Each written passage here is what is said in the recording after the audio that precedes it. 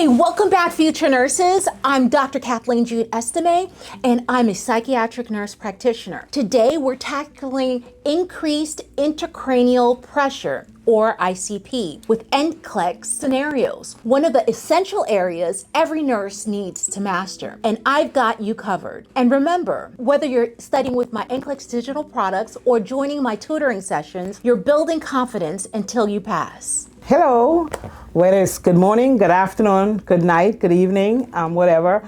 I am Shirlene Roll, nursing instructor and owner of CNT Tutoring Services. I'm joining my colleague, Dr. Kathleen Estime, this evening to go through some would-be scenarios that would possibly show up on an NCLEX exam and to help better prepare you, the future nurse, who's all excited about taking the NCLEX. We want to ensure that we give you the necessary tips to help better prepare you to choose not just the best answer, the correct answer in the quickest amount of time with confidence. Question 1, critical thinking and safety. Here's our first scenario. A client with a severe head injury begins to show signs of increased ICP. What should the nurse's immediate priority be? A, assess the patient's neurological status. B, administer prescribed sedative medication. Or C, check blood pressure and heart rate. Teaching moment. Always prioritize monitoring neurological status in patients suspected of having increased ICP, as changes can be life-threatening. Question 2, recognizing Cushing's triad. A patient presents with Cushing's triad due to increased ICP. Which 3 symptoms should you expect to observe? Is it A, tachycardia, hypotension, and irregular respirations? B, bradycardia, hypertension, and irregular respirations? Or C, fever, vomiting, or localized pain? Here's another cue, teaching moment. Recognizing the Cushing's triad is crucial as it indicates a life-threatening increase in intracranial pressure. Keep an eye for these signs. Question 3, therapeutic communication. A family member of a patient with increased ICP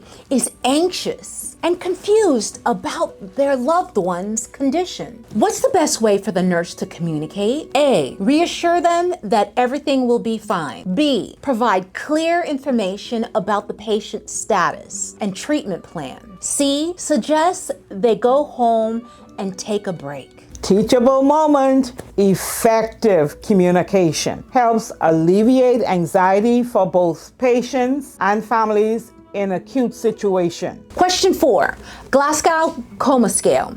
To assess a patient with suspected increased ICP, how should you utilize the Glasgow Coma Scale? Is it A, only consider eye-opening responses? B, assess eye-opening, verbal responses, and motor responses? Or C, focus solely on verbal responses? Another tip or cue, a great way to remember the GCS is to use the acronym EVM, eye, verbal, motor. A score of 15 indicates full alertness, while lower scores suggest varying levels of impairment. Question 5, medications.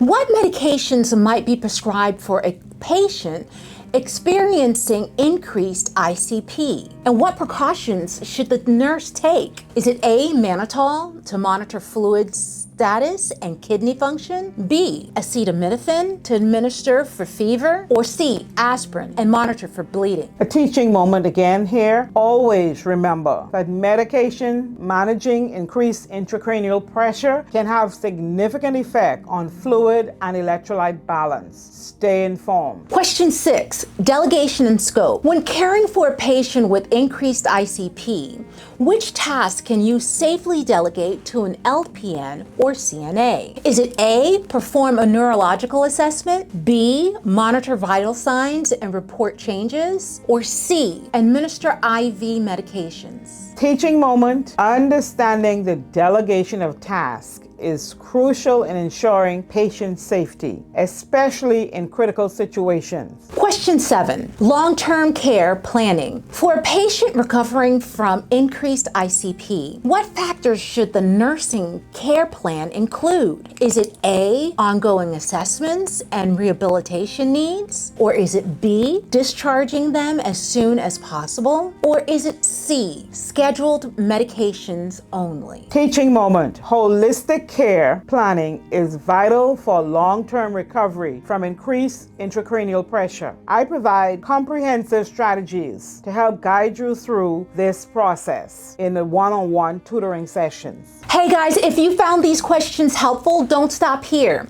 You can grab my digital NCLEX ICP study guide or sign up for tutoring. And remember, my NCLEX review programs include weekly TikTok lives and Sunday Zooms. Stay with me until you pass. Visit my Stand store in the bio to get started. See you in the next episode. And remember, you've got this.